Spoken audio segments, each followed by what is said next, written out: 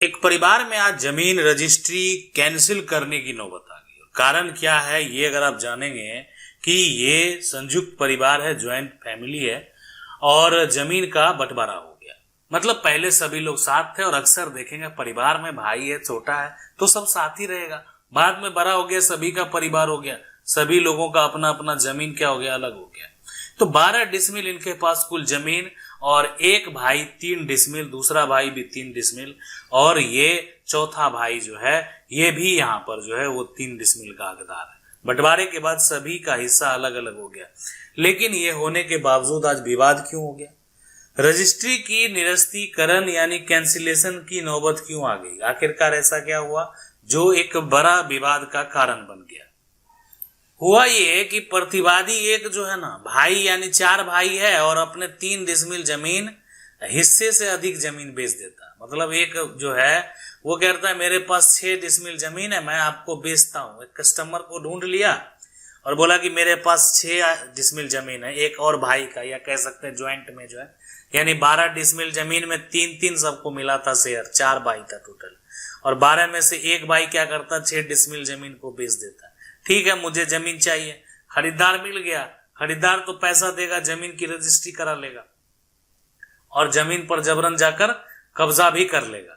जबकि यहां पर देखें कि एक जो प्रतिवादी है या एक जो वादी है, एक जो हिस्सेदार है, उनका हिस्सा सिर्फ कितना, 3 डिसमिल है। एक हिस्सेदार का जितना जो हिस्सा था वो सिर्फ 3 डिसमिल, लेकिन जमीन कितना बेचा गया, 6 डिसमिल। और यही विवाद का एक बड़ा कारण बन गया कि हिस्से से अधिक जमीन को हिस्सेदार ने बेच लिया।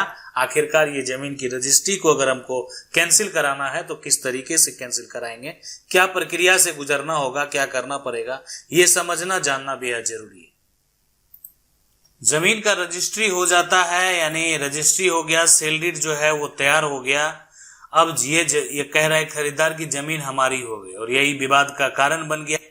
अब यहाँ पर जो है एक अन्य भाई देखता है अरे ये तो हमारी जमीन है, पता चला कि उसके हिस्से की जमीन बेच दी गई, यानी ये तो मेरी जमीन है। कागजात देखता है ये तो मेरा जमीन बेच दिया। ये क्या कर दिया राघव, ये जो है ना यहाँ पर राघव जो है, राघव क्या कर दिया, मेरे हिस्से की जमीन को बेच दिया, यानी 6 डिसमिल जमीन बेच दिया, मेरे हिस्से की जमीन का केवाला कर दिया।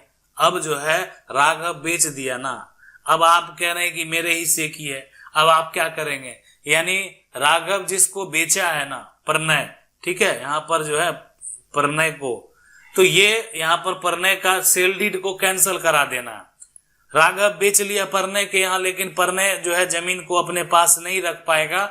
आप क्या करेंगे, सेल डीड जो जमीन की रजिस्ट्री है उसको कैंसिल कराएंगे। पूरा प्रक्रिया बताएंगे कैसे कैंसिल, हिस्से से अधिक जमीन को बेच देगा और आप सेल डीड को, जमीन की रजिस्ट्री को कैंसिल नहीं कराएंगे, कराना पड़ेगा। अब वादी सिविल कोर्ट में केस दायर करता है रजिस्ट्री रद्द कराने के लिए। सिविल न्यायालय यानी जो है बिक्री विलेख रद्द किया जाए, घोषणा किया जाए कि प्रतिवादी एक अपने हिस्से से अधिक जमीन नहीं बेच सकता था और अस्थायी निषेधाज्ञा आगे जमीन ना बेचे ना हस्तांतरित जो है करे, कब्जा यहाँ पर जो है वो दिलाया जाए। अब इस बात के लिए कहाँ जाना है, सिविल कोर्ट में जो है केस फाइल करनी है। सिविल कोर्ट को ही पावर है कि जमीन का जो सेल डीड है, जमीन की जो रजिस्ट्री है उसको कैंसिल कर सके। यानी अगर आप सेल डीड को कैंसिल करना चाहते हैं, जमीन का अगर आपके पास जो है यहाँ पर कोई केवाला है उसको कैंसिल कराना चाहते हैं, जमीन का अगर आपके पास यहाँ पर जो है कोई भी केवाला है, बैनामा है, उसको आप कैंसिल कराना चाहते हैं, तो ये सारा जो कैंसिल होगा कहाँ पर होगा, वो होगा सिविल कोर्ट में। आपको सिविल कोर्ट जाना पड़ेगा, ठीक है। तो हम सिविल कोर्ट जाकर क्या कर रहे हैं कि ये जो सेल डीड है उसको रद्द कर दिया जाए, घोषणा किया जाए कि प्रतिवादी एक अपने हिस्से से अधिक जमीन नहीं बेच सकता था और जमीन आगे ना बेचे, इसके लिए फिलहाल क्या कर दिया जाए, एक रोक लगा दिया जाए कि आगे ना बेच दे फिर। और मेरा कब्जा जो ले लिया है ना खरीदार, जो नया खरीदार आया था प्रणय, वो जबरन हमारी जमीन को कब्जा कर लिया, वो कब्जा भी हमें वापस मिलना चाहिए। इस बात को लेकर, इस वाद को लेकर आप कोर्ट में जाएंगे और किस प्रकार से केस फाइल होगा, कैसे आपको न्याय मिलेगा, कैसे आपके पक्ष में जजमेंट होगा, वो सब कुछ बताएंगे। यानी आप के साथ अगर यहाँ पर नाइंसाफी हुई है तो आपके साथ इंसाफ भी होगा। मान लीजिए कि जमीन में 4 हिस्सेदार है और किसी एक जो है का वैध हिस्सा 1/4 है, लेकिन उसने अपने हिस्सेदारी से अधिक जमीन बिक्री कर दी। विक्रेता का वास्तविक हिस्सा निर्धारित यानी डिक्लेयर किया जाए, उसके हिस्से से अधिक यहां पर की गई बिक्री विलेख को उसके अधिकार यहां पर से अधिक सीमा तक जो है निरस्त यानी कैंसिल कर दिया जाए।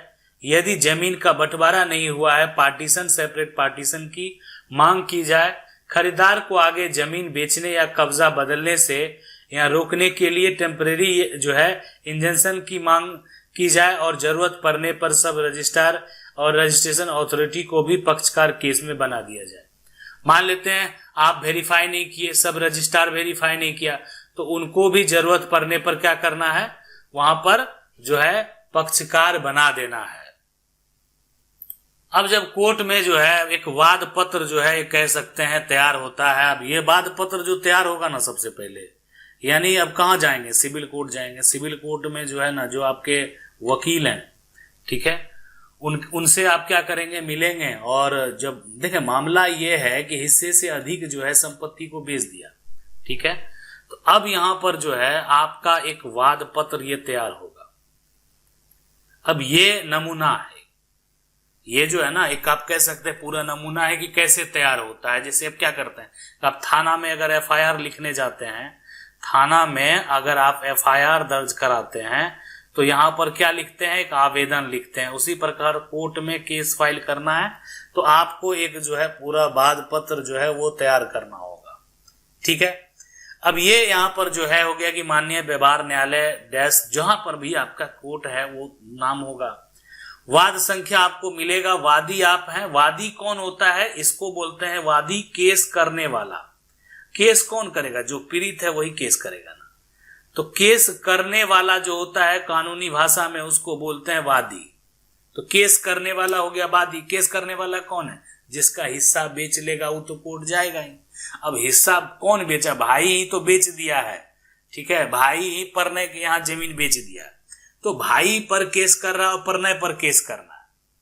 यहां पर जो है एक वादी जो होगा, वादी यहां पर वादी का नाम है मुकेश। तो मुकेश जो है केस किसके ऊपर करेगा, एक तो परने के ऊपर और एक मुकेश का जो भाई था उसके ऊपर, दोनों के ऊपर केस फाइल होगा। तो यानी मुकेश के यहाँ पर जो है जो भी है, मुकेश का नाम हो गया, उनके पिता का नाम हो गया, ठीक है, अगर कोई महिला है तो उनके पति का नाम होगा, उम्र, और जो भी आपका एड्रेस है वो एड्रेस आप डालेंगे। ये जो है ना वादी का पूरा इंफॉर्मेशन हो गया।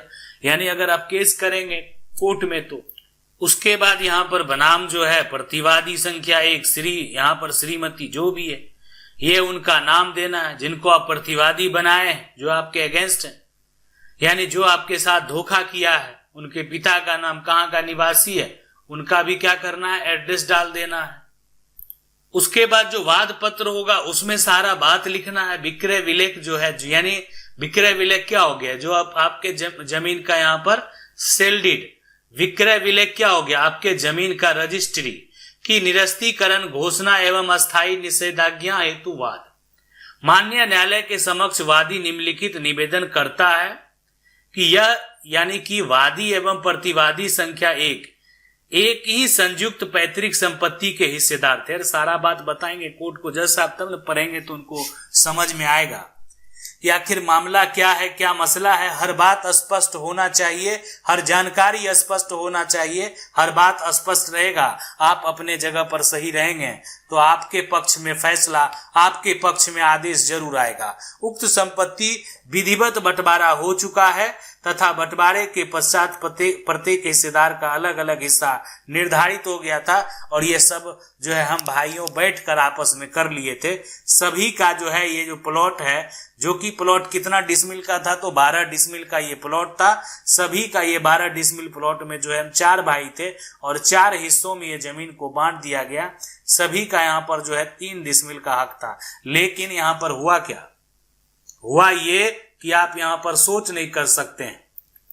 दूसरा यह जो है ना, यह कि उक्त बंटवारे के अनुसार प्रतिवादी संख्या 1 को कुल इतना डिसमिल जो है एकड़ भूमि प्राप्त हुई, यानी कुल जो है 3 डिसमिल जमीन जो है प्रतिवादी एक को, जिसका विवरण जो है यहाँ पर अनुसूची क में यहाँ पर दिया गया है। आगे ये भी दिखाएंगे कहाँ दिया हुआ है। ये आपका वाद पत्र है और ये वाद पत्र में पूरा जो है हर बात को आप एक तरह से स्पष्ट तरीका से लिखेंगे। बहुत आसान है अपनी बातों को रखना। यह कि बंटवारे के पश्चात प्रतिवादी एक संख्या का वादी की भूमि अथवा वादी के हिस्से की भूमि पर कोई यहाँ पर अधिकार जो है हित अथवा कब्जे का अधिकार नहीं रहा। जब ये हो गया कि आपस में बंटवारा कर लिए, कागजात बना लिए, लेकिन इस सिचुएशन में अब जो है मेरे हिस्से की प्रॉपर्टी का इसको कोई अधिकार नहीं था, फिर भी जो है उनके द्वारा इतना बड़ा विश्वासघात किया गया।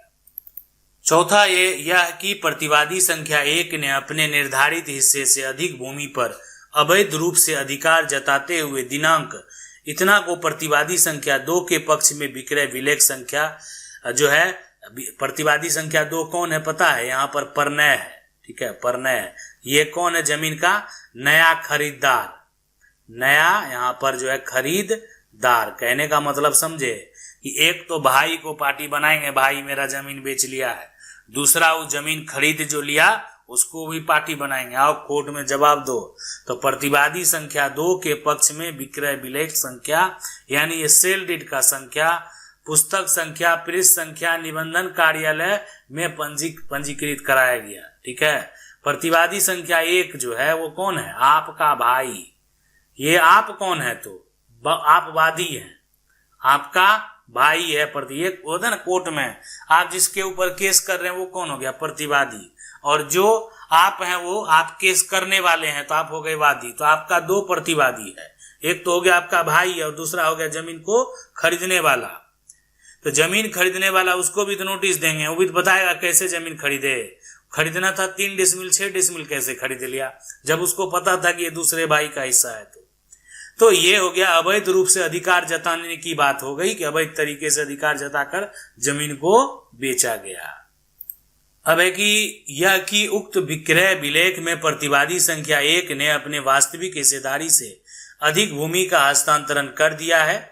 विक्रय की गई भूमि में वादी के हिस्से की भूमि भी शामिल है, यानी 6 डिसमिल जो जमीन बेचा है ना, ये भी हम बता रहे हैं कि इसमें वादी का हिस्सा 3 डिसमिल है, लेकिन 3 डिसमिल जो है एक तरह से प्रतिवादी 1 जो कि कौन है? मेरा भाई। प्रतिवादी 1 मेरा भाई है और प्रतिवादी 2 है वो जमीन खरीदने वाला परनय जो कि जमीन को खरीद लिया। तो 6 डिसमिल बेच दिया था, खरीद लिया है परनय, जबकि 3 डिसमिल किसका है? प्रतिवादी 1 का हिस्सा है। मतलब अपना हिस्सा भी बेचा और साथ में मेरा हिस्सा भी बेच दिया। अब यह कि प्रतिवादी संख्या 1 को वादी के हिस्से की भूमि बेचने का कोई वैधानिक अधिकार नहीं था, अतः प्रतिवादी संख्या 1 द्वारा अपने अधिकार से अधिक भूमि का किया गया हस्तांतरण वादी के अधिकार एवं स्वामित्व के विरुद्ध है।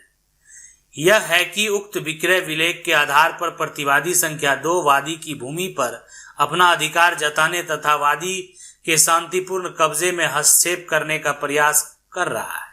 या तो आपको जमीन का कब्जा कर लिया है तो बोलेंगे वो कर लिया है या कर रहा है, प्रयास कर रहा है। मतलब अब जो है जमीन कब्जा करने, मेरे हिस्से की जमीन मेरे पास है ही, उसको कौन? प्रतिवादी 2 कौन है? परनय, जमीन खरीदने वाला।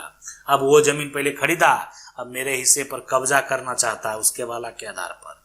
तो ये बात भी हम कोर्ट में स्पष्ट तरीके से बता दिए अपने वाद पत्र में।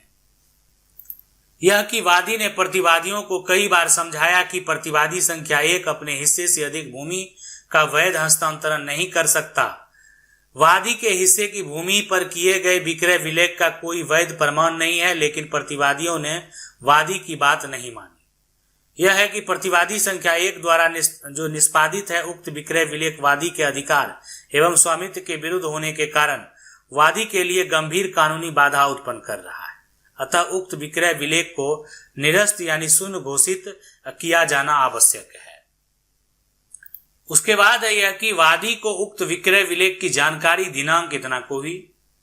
आपको मान लेते हैं कब जानकारी हुई बताएंगे। इसकी जानकारी पहले सी थी, लेकिन प्रतिवादियों द्वारा वादी के अधिकार में हस्तक्षेप किए जाने के कारण वर्तमान वाद दायर करना आवश्यक हो गया था। वाद का कारण है कि यदि यह है कि वाद का कारण प्रथम जो है बार दिनांक इतना को उत्पन्न हुआ जब प्रतिवादी संख्या 1 ने अपने हिस्से से अधिक भूमि का विक्रय किया तथा पुनः दिनांक इतना को उत्पन्न हुआ प्रतिवादी संख्या 2 ने उक्त विक्रय विलेख के आधार पर वादी की भूमि पर अधिकार जताया, कब्जे में हस्तक्षेप करने का प्रयास किया। बताएंगे ना जाके कोर्ट में, जज साहब के बात रखेंगे ना कि कब। एक तो समस्या उस दिन आया, हम टेंशन में आ गए। टेंशन में इसलिए आ गए कि भाई ने मेरा जमीन बेच दिया। एक तो उस दिन टेंशन में आए, और दोबारा टेंशन कब आए, जबकि जो दोबारा खरीदा था परनय वो आ गया जमीन को कब्जा करने के लिए। यानी हमारे जमीन, मेरे हिस्सा का जो 3 डिसमिल बेच दिया है भाई ने, उस जमीन पर कब्जा करने के लिए आया, अपना अधिकार जताने की बात कर दिया। तो उस दिन हम टेंशन में आ गए। तो टेंशन में आ गए, सारा बात बता रहे हैं, यही होगा क्या, वाद का कारण। और सारा ये कहाँ रहता है, वाद पत्र में। ठीक है, वाद पत्र में सारा बात स्पष्ट तरीके से बता देंगे, और आप अपने जगह पर अगर सही रहेंगे तो आपको कोई भी समस्या नहीं होने वाला है, कोई भी परेशानी जो है आपको नहीं होने वाला है। उसके बाद है क्षेत्राधिकार। यह है कि विवादित भूमि इस मान्य न्यायालय के स्थानीय क्षेत्राधिकार की सीमा में स्थित है तथा विक्रय विलेख विवादित संपत्ति से संबंधित कारण वाद इसी क्षेत्र में उत्पन्न हुआ है। अतः इस वाद की सुनवाई करने का क्षेत्राधिकार इस मान्य न्यायालय को प्राप्त है। और परिसीमा है कि वर्तमान वाद द्वारा यहाँ पर विधि द्वारा निर्धारित परिसीमा अवधि के भीतर दायर किया गया है। मतलब होता है ना, हर बात का देखा एक समय सीमा होता है। अब ये सब समस्या हुआ एक तरह से कब पता है, 1967 में। और केस कब दायर कर रहे हैं, 2028 में। केस कब दायर कर रहे हैं, 2027 में। केस कब दायर कर रहे हैं, 2026 में। तो केस ये यहाँ पर जो है समझना बेहद जरूरी है कि मामला अगर होता है कि 1967 में और केस दायर करेंगे 2027 में, आपके हिस्से की जमीन, आपके दादा के हिस्से की जमीन को बेच दिया है, तो ये हुई। तो उसके पश्चात बिना आवश्यक विलंब या यह वाद जो है प्रस्तुत किया गया। तो मतलब विलंब करना यहाँ एक समस्या क्रिएट करता है, इसलिए कि समय सीमा भी बेहद जरूरी है। और कानून भी है यहाँ पर, लिमिटेशन एक्ट 1963। और ये हर बात के लिए समय सीमा जो है, वाद दायर करने के लिए समय सीमा जो है वो निर्धारित किया गया है। ये नहीं कि मामला 1967 का है और 2026-27 में जाकर आप ये वाद को दायर करें कि मुझे मेरा अधिकार चाहिए, मेरे हिस्से की जमीन जो है वो बेच लिया गया है, और आपके जमीन के हिस्से की जमीन बेच भी लिया और साथ में कब्जा भी कर लिया, आपके जमीन का दाखिल खारिज भी करा लिया, वर्तमान में वो मकान बना कर रहा है।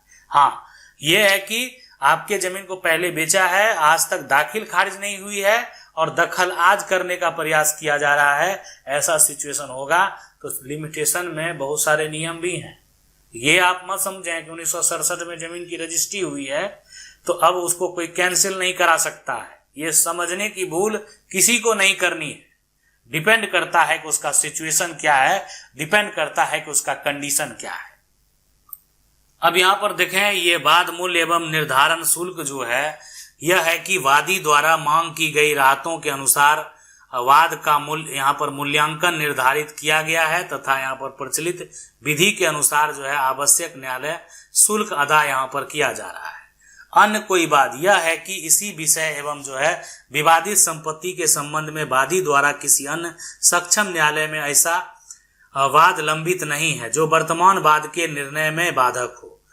यदि कोई पूर्व वाद लंबित है यहाँ पर तो उसका पूरा विवरण यहाँ देना आवश्यक होगा। पहले से अगर कोई कोर्ट में केस लंबित है इसी से संबंधित तो उसका विवरण भी आप बता दें।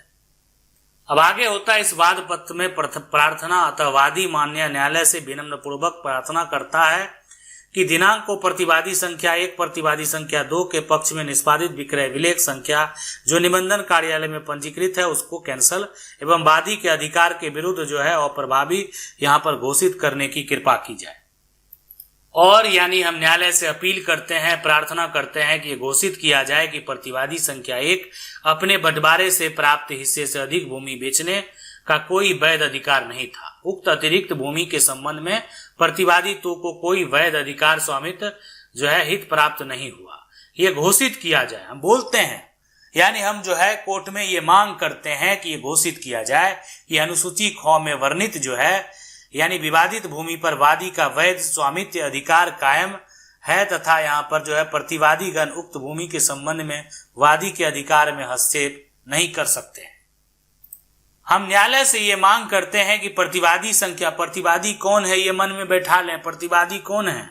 यानी आपका भाई और है यहाँ पर परनय, यानी जमीन खरीदने वाला। संख्या 1, 2 जो है उसके माध्यम से दावा करने वाले किसी भी व्यक्ति को भूमि को बेचने, हस्तांतरित करने, गिरवी रखने, दखल बदलने तथा किसी तीसरे पक्ष के में कोई अधिकार सर्जित करने से अस्थायी रूप से प्रतिबंधित। मतलब ऐसा नहीं कि परनय भी जमीन बेचना शुरू कर दे और 2-3 पार्टी को इंक्लूड कर दे उसमें, ठीक है, उलझा दे, तो इसलिए परमानेंट रोक लगा दिएगा। अब कोई कुछ नहीं कर पाएगा। यदि प्रतिवादी संख्या 2 ने विवादित भूमि पर कब्जा प्राप्त कर लिया तो वादी को कानूनन अनुसार कब्जा वापस दिलाने यानी अलग कब्जा यानी सेपरेट पोजीशन प्रदान करने की राहत प्रदान की जाए। और ये हम न्यायालय से क्या करते हैं? मांग करते हैं। माननीय न्यायालय परिस्थितियों के अनुसार वादी के पक्ष में कोई अन्य उचित यानी न्याय संगत राहत प्रदान करे। वाद का संपूर्ण खर्च प्रतिवादियों से दिलाया जाए। अब यहाँ पर जो है ना, ये तो प्रतिवादी हमको उलझाया फंसाया इसलिए हम न्यायालय में आ गए, तो उससे संबंधित जो भी खर्चा हुआ है वो देगा प्रतिवादी। अब यहाँ पर प्रतिवादी संख्या 1 बंटवारे में प्राप्त भूमि यानी जिला, अंचल, मौजा, थाना नंबर, खाता नंबर, खेसरा नंबर, रकबा, सीमा और प्रतिवादी संख्या 1 का पूरा ये क्या करेंगे? जो पोजीशन है, तो इनको तो 3 डिसमिल जमीन प्राप्त था, तो बंटवारे से जो प्राप्त हुआ वो सारा वर्णन हम यहाँ पर दे देंगे कोर्ट में। और आपका हिस्सा जो बेचा है यानी वो यहाँ पर हो गया आपका हिस्सा, और आपका हिस्सा जो बेचा है ना ये हो गया विवादित भूमि। इसी पर तो विवाद है, जिला कौन सा, अंचल कौन सा, मौजा कौन सा, थाना संख्या, खाता संख्या, खेसरा संख्या, कुल रकबा, और उसका यहाँ पर ये दे देंगे। वादी के हिस्से की भूमि भी कितना है? 3 डिसमिल। पूरा सीमा दक्षिण उत्तर जो है ना, उत्तर दक्षिण पूर्व पश्चिम जो भी है सारा मेंशन करेंगे कि आखिर कौन किस जगह पर कायम है। उसके बाद होता है सत्यापन की बात। मैं वादी यानी उपयुक्त वाद पत्र के पैरा 1 से डैश तक की सामग्री अपने व्यक्तिगत ज्ञान एवं उपलब्ध अभिलेख के आधार पर सत्य एवं सही मानता हूं तथा कोई महत्वपूर्ण तथ्य जानबूझकर नहीं छिपाएंगे। स्थान, दिनांक, वादी का हस्ताक्षर, अधिवक्ता, आपके वकील जो है ना वो आपका पक्ष रखेंगे और यानी उनका भी यहाँ पर सिग्नेचर बेहद जरूरी है। जैसे ही आपका वाद पत्र जो है वो कोर्ट में एक्सेप्ट होगा, कोर्ट का निर्णय विक्रेता अपने हिस्से से अधिक जमीन बेची है इसलिए रजिस्ट्री रद्द की जाती है। प्रतिवादी 1 ने 3 डिसमिल हिस्से से अधिक जमीन बेची है, वादी की जमीन पर उसका कोई अधिकार नहीं है, अतः बिक्री विलेख सेल को रद्द किया जाता है, सेल को कैंसिल कर दिया जाता है। ये है पूरा प्रक्रिया, ये है पूरा कानूनी प्रक्रिया। यानी आज ये जमीन की रजिस्ट्री को कानूनी रूप से रद्द कर दिया गया, आज ये जमीन की रजिस्ट्री को कानूनी तरीके से कैंसिल कर दिया गया। यानी आप जो है एक तरीके से अगर आपके जमीन का यहाँ पर जो है कि ये जमीन है और आपके हिस्से की जमीन को बेच दिया गया, यानी जो हिस्से है ना, हिस्से की जमीन अगर बेचा गया तो ये वाद पत्र जो है ये प्रक्रिया आपके लिए बेहद महत्वपूर्ण है। अगर आप चाहते हैं जमीन की रजिस्ट्री को कैंसिल कराना, अगर कोई हिस्सेदार आपके हिस्से की जमीन को बेच दिया और यह रजिस्ट्री की निरस्तीकरण जो है कैंसिलेशन अगर आप चाहते हैं तो ये सारा प्रक्रिया फॉलो करना पड़ेगा। और ये सारा प्रक्रिया फॉलो करने के बाद जो है यानी कोर्ट का एक दिन आ जाएगा निर्णय, और ये कोर्ट का निर्णय जो जजमेंट होगा यानी उस सेल डीड को जो कि इनके हिस्से की जमीन को बेचा गया, ये कौन था पता है ना? ये परनय वही है। जो कौन है परनय? ये परनय है जमीन का खरीददार। जमीन यहाँ पर जो है ना खरीद जो दार है वही है ये परनय। अब ये है जमीन का यहाँ पर कौन? विक्रेता, जो क्या किया अपना 3 डिसमिल तो बेचा ही, साथ में ये जो भाई है इसका मुकेश उसका भी 3 डिसमिल बेच दिया। लेकिन आज देख रहे हैं दोनों का चेहरा क्या उतरा हुआ है, इसलिए कि आज मुकेश के पक्ष में कोर्ट ने यानी जो सिविल न्यायालय ने एक बड़ा ऐतिहासिक फैसला सुना दिया। ये है पूरा प्रक्रिया, यानी इस प्रकार से होता है जजमेंट। अगर आप अपने जगह पर सही हैं तो आपको न्याय जरूर मिलेगा। आशा करते हैं वीडियो अच्छा लगा होगा। वीडियो को लाइक जरूर कर दें। चैनल को पहली बार देख रहे हैं सब्सक्राइब करके जो बेल आइकन है उसको जरूर दबा लें। मिलते हैं अगले वीडियो में, तब तक के लिए जय हिंद।